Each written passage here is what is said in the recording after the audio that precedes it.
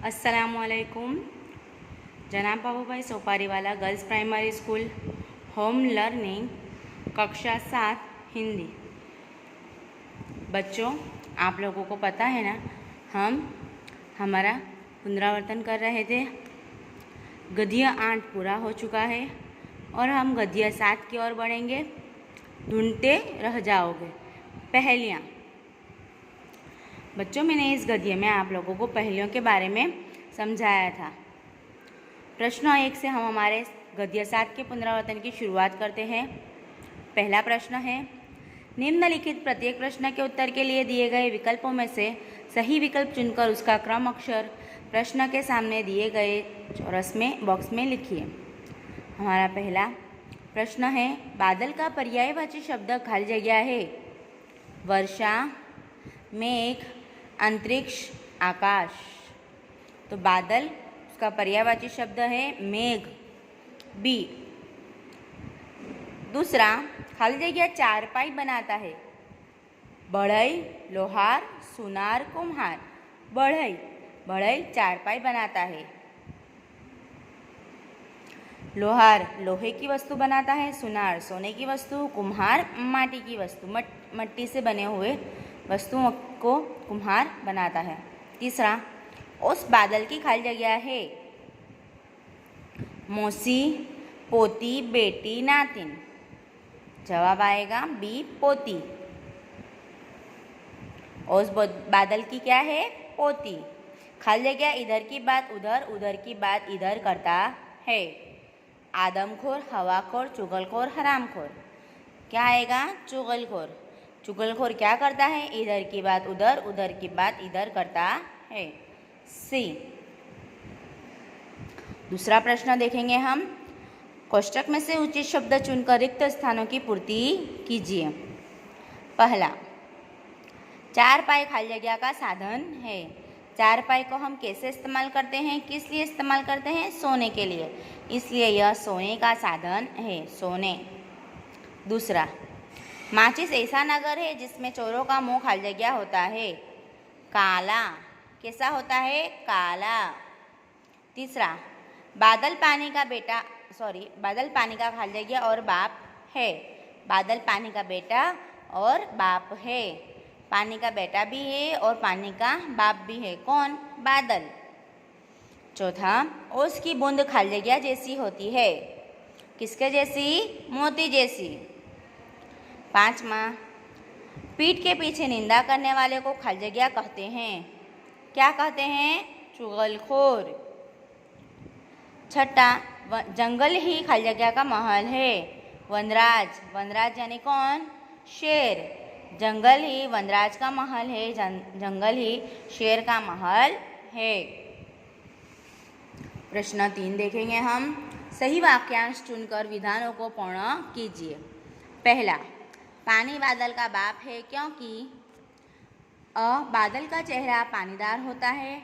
ब, पानी की भाप से ही बादल बनता है। क, पानी से ही बादल का महत्व है। तो ब आएगा कि पानी की भाप से ही बादल बनता है।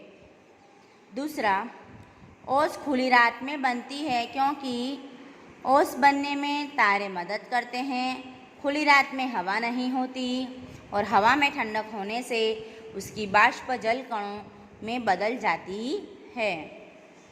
तो जवाब आएगा बच्चों कि हवा में ठंडक होने से उसकी बाष्प जल कणों में बदल जाती है। ओस खुली रात में बनती है क्योंकि हवा में ठंडक होने से उसकी बाष्प जल कणों में बदल जाती है। प्रश्न चौथा, प्रश्नों के उत्तर एक एक वाक्य में लिखिए। पहला प्रश्न है, पहली में चारपाई को किसकी चीज़ बताया गया है? किसकी चीज़ बताया गया है बच्चों? सोने की। तो हमारा उत्तर है पहली में चारपाई को सोने की चीज़ बताया गया है। दूसरा, माचिस कैसा नगर है? उत्तर लिखेंगे हम, माचिस ऐसा नगर है जिसमें बहुत सारे चोर रहते हैं। कौन रहते हैं? चोर। तीसरा,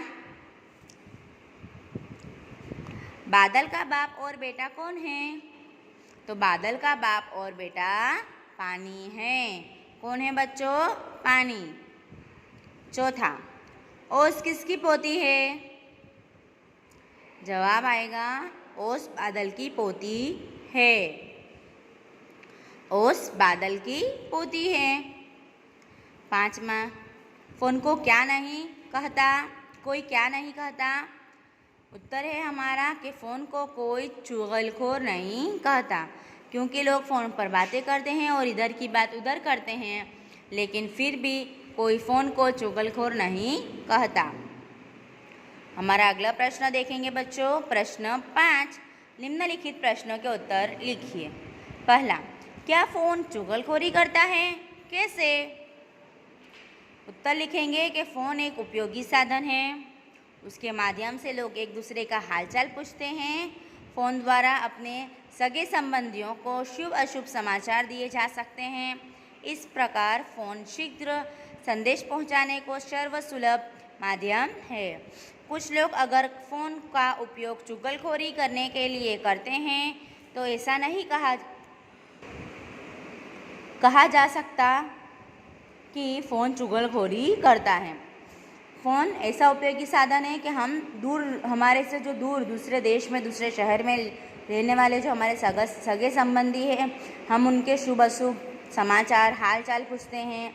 कोई अच्छा संदेश हो उसे जल्दी से जल्दी पहुंचाने के लिए भी फ़ोन एक अच्छा साधन है। अगर फ़ोन पर हम कुछ बातें कर लेते हैं जो उपयोगी नहीं हैं, काम की बातें नहीं हैं, तो वो चुगलखोरी कहलाएगी। लेकिन ऐसा नहीं कह सकते कि फ़ोन चुगलखोरी करता है। दूसरा प्रश्न है बच्चों कि शेर कैसा राजा है? उत्तर है राजा महल में रहता है, बढ़िया पलंग पर सोता है, परंतु शेर ऐसा राजा है जिसके सोने के लिए पलंग नहीं होता। जंगल ही उसका महल है। उसके पास धन संपत्ति का खजाना भी नहीं है, फिर भी वह जंगल का राजा है। राजा कैसा होता है बच्चों? जो महल में रहता है, जिसका बड़ा सा घर होता है, बंगला होता है, अच्छी बढ़िया सी पलंग होती है और उसके पास धन संपत्ति का खजाना भी होता है। लेकिन शेर ऐसा राजा नहीं है, ना तो उसके पास सोने के लिए पलंग है और ना ही धन संपत्ति का कोई खजाना है, लेकिन फिर भी वह जंगल का राजा कहलाता है। तीसरा प्रश्न, पहेलियों का क्या महत्व है?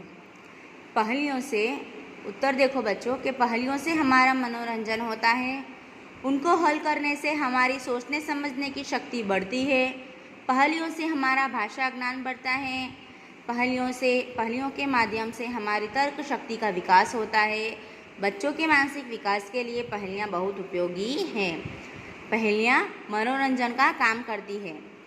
अगर हम पहेलियाँ कहीं पढ़ते हैं तो हम उसका जवाब जो है लाने की कोशिश करते हैं। हमारा दिमाग हम चलाते हैं, उसे तर्क शक्ति कहते हैं। वो हमारी तर्क शक्ति का विकास करता है और बच्चों के लिए यह तो मानसिक विकास के लिए बहुत उपयोगी है।